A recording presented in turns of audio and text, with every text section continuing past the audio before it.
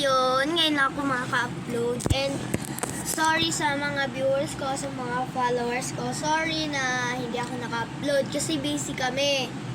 Diba, nasa Cebu ako kami nun.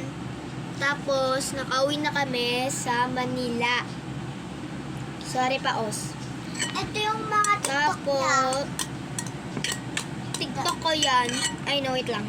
Para na makita yan. Dating mukha niya, dating mukha.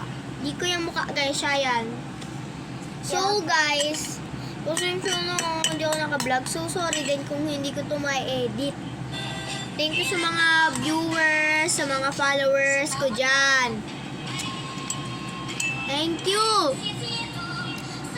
So, mamaya, nagbibideo ako kasi tutur ko kayo mamaya sa aming bahay.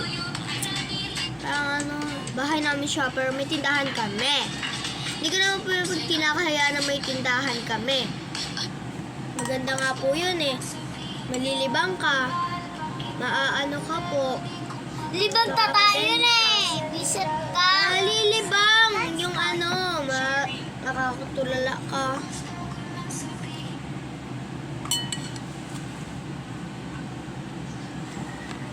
Bawal ako tignan mo. Sorry ha. Mag-vlog ako mamaya. Mag-vlog ako mamaya ha. Or mag-live po. Sige po, bye-bye.